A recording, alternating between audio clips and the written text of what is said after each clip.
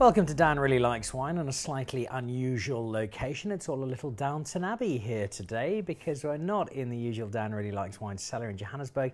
Instead, sitting in Franschhoek. It's a glorious day outside, but it's an even more glorious day inside because not only am I surrounded by the trappings of the Anthonij Rupert tasting room, one of my favourite spots to drink wine in South Africa, but I'm also surrounded by some really interesting wine and have with me a very good mate of mine, Robertson. Hello. Hi, Dan. Yeah, Thank you for the invitation. It's a great spot, this, isn't it? Yeah, it is. It's baking outside, so I thought we'd bring it inside and enjoy some fine Sauvignon Blanc just to cool us down a bit. All right, well, we've got the air conditioning and the wine to keep us cool, which is great. And it's a wine that is becoming increasingly divisive, I find, in terms of conversations about wine.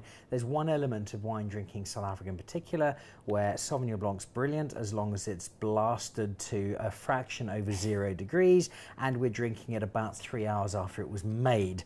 And that's an area of Sauvignon Blanc that I strongly disagree with. And I know you come from a similar school of thought where we love Sauvignon Blanc, but it's getting to understand the slightly older Sauvignon Blanc and the fact that you don't have to drink it like ice, because when you do that, you're starting to take away some of those natural qualities of the wine. Yeah, I totally agree with you. I think South Africa makes some amazing Sauvignon Blancs, and I think that a lot of, as you said, was a lot of people want to drink it really, really early. And I think with some of the Constantia Sauvignon Blancs and Walker Bay and the cooler regions, Durbanville as well, and Elandskloof, where our property is, and produce some amazing Sauvignons that after a year in the bottle actually start drinking really, really well. So that's why I thought I'd do a lineup with you from vintage from 2012, 2015, and then the 2017, and about to be released 2018. And I just thought we'd run through those, and I'll chat to you about that and why I think Sauvignon is actually really something nice. You know, I think a lot of guys have already released their 2019. I'm sure Taste from Dimmersdal would have, but yeah, so I thought that would be a nice, interesting sort of thing to talk about today. Fantastic. I love this, and I love that aged wine concept and doing the comparisons. Just give us an idea exactly where the property is and where this where we find this wine from. Yeah, so we're going to be tasting the Cape of Good Hope Altima Sauvignon Blanc. So Altima is one of the Rupert owned properties in Elandskloof. Don't know, people might be familiar with Kaimansgat from Bouchard Finlayson. It's from the same valley, and it's a really unique sort of site. It's in this sort of volcanic crater, extremely high vineyards, and very unusual sort of characters that we actually get from there. So with it being up to about 800 meters above sea level, what that does is we have a long cooler ripening process. So yeah, very unique site, the only Sauvignon Blanc grown up there, and maybe the second or third highest vineyards of Sauvignon Blanc grown in South Africa. So really unique site. It's from the Cape of Good Hope range, so it's a concept and a brand that Johan Rupert started himself, all about terroir specific wines, of really drilling down to single vineyard special sort of sites, and that's the Altima Sauvignon Blanc is one of those. All right, so we're looking to dispel a few things about Sauvignon Blanc today. You don't have to drink it freezing cold, you don't have to drink it immediately, and also there's still kind of almost an undercurrent in some spaces where Sauvignon Blanc, it's a ladies' drink, it's not a men's drink. That goes straight out the window immediately. Bear's a big Sauvignon Blanc drinker. He was clean shaven when I met him 2 hours ago. So this is a man's drink, and it's a Sauvignon Blanc that ranges across a number of years. So let's start with the first one. We're beginning with 2012. Yeah. 2012. So I think the main thing with a lot of people who are drinking Sauvignon Blanc are already looking at aromatics. So I think in South Africa the cooler sites are really suited to that. So you get really of this sort of upfront sort of aromatics in the wines, and then guys, you have quite a lot of a crisp acidity. Sauvignon is obviously very dry. What I think makes this wine a little bit different is that we leave it on the lease for about 9 months. So, and we pick much later than a lot of other properties, just because of the site being much more cooler. So we have this long sort of hang time and ripening process. Also, what's unique about the site is it's got amazing natural acidity. So Sauvignon has to have nice aromatics, which we definitely get there, and sort of rival a lot of the other sort of brilliant Sauvignon Blanc producers in South Africa. And then the fresh, crisp acidity we get. But what makes this wine really special is actually the mouthful feel. It's got an amazing sort of fruit backed by this acidity, and that's the slight difference. You know, a lot of Sauvignon Blanc producers pick on aromatics, and then they pick a block maybe much later, just to try and get the more mouthful feel. I think some guys get it extremely right, in the best possible way, but some guys get it wrong, and you get this amazing aromatics with an acid bomb, you know, which is, I don't think everyone's cup of tea. But I think we'll taste the 2012. And what we're going to be looking for is, obviously, the color will be slightly a bit darker. I don't know, because it has aged. But aromatics is obviously, we'll look at that to see if it's still basically upfront, and also if it's appealing. I think that's the main sort of side of things. Then on the palate, it is going to be a little bit more rounded. But and then we're looking for some acidity, because if it falls flat, then then my theory's out of the window of drinking something else. Well, I'm looking forward to the aromatics in particular. I used to use it when I was cooking at Varsity and Diggs on rice and noodles. Is this the one on the left? Yeah, the first left one? to right, yeah. So a little bit older, a little bit darker. At first glance, you'd probably imagine, if you didn't know it was aged, it was a Chardonnay or maybe a Chardonnay, just based on the colour. Oh, and even the nose, when you take that on the nose, you're not thinking immediately that's a Sauvignon Blanc, because it's got more intensity to it. Yeah, it's got, for me, what it's got, sometimes you pick up in the New Zealand Sauvignon Blanc, it's like a wine gummy character, which is not bad, and it's got some sort of slight pyrazines with it, but not overbearing. So it's got some slight what? Pyrazines, so those like sort of green pepper, sort of up front. So this is the problem with wine people, they make words up. That word doesn't exist, they've just made that up. Yeah. Right, so I'm looking for pirate genes. Genes. Pirate genes I'm looking for in this particular one.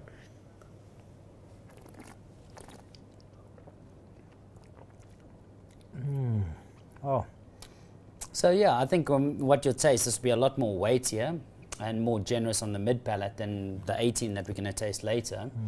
But I think it's not as dense as you might expect if you'd had, say, a Chardonnay of the same age. Yeah, it's still quite light on the palate. You can feel the heaviness of the structure, but it's not weighing you down. It's a delightful glass of wine.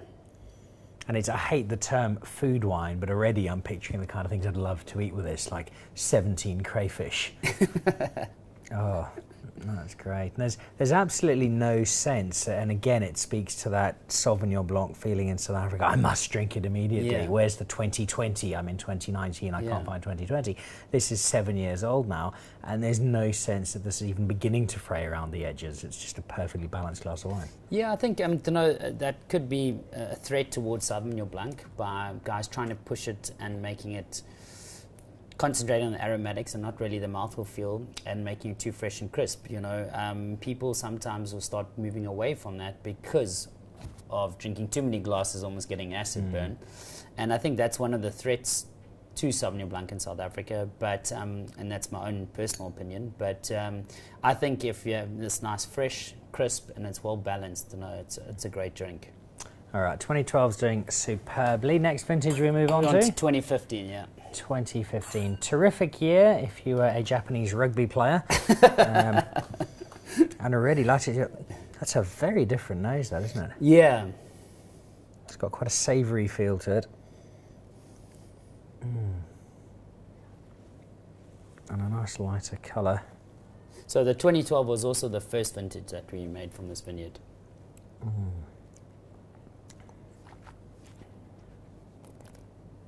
Yeah, you'd never say it was the same wine irrespective of vintage. Just those 3 years, it's completely different. And I think it's a lot more fresher, I find, than the 12. But in a blind sort of tasting, if you didn't look at the colour, the nice crisp sort of acidity and that freshness, you would say it's almost like a 17 or something like that. Yeah. But that's what makes that site really unique. It's just being quite higher. We pick maybe 6 weeks later than the Stellenbosch farmers or the Franschhoek farmers. This year it was a little bit earlier just with the heat, but yeah, we're very happy with what we've got in 2019. And it's the right sort of acidity. There's some Sauvignon Blancs, you've just alluded to it, you get the sense that if you kept in the mouth too long, your teeth might dissolve.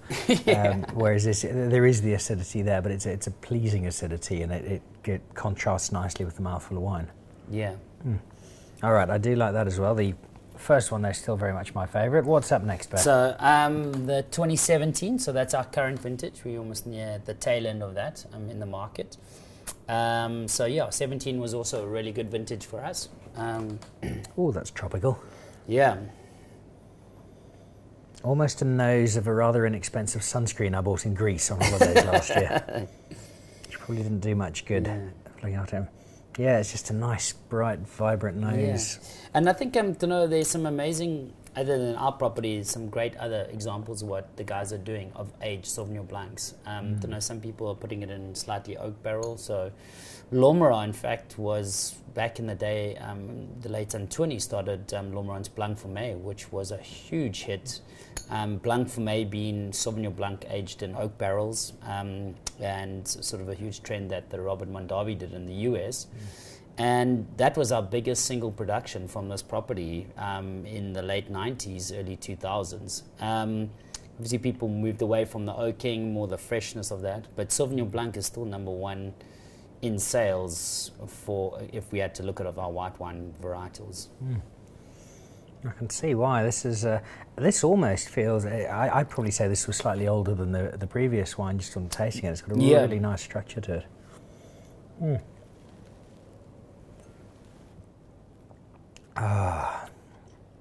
That's a great advert for Sauvignon Blanc. All right, then this is the newest one. This isn't actually out yet. No, it's not. So so this we're going to be releasing shortly.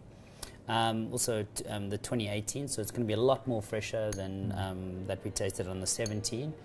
And I think it's still the aromatics, I think, with a bit of time also start developing as well. So it's really upfront as well.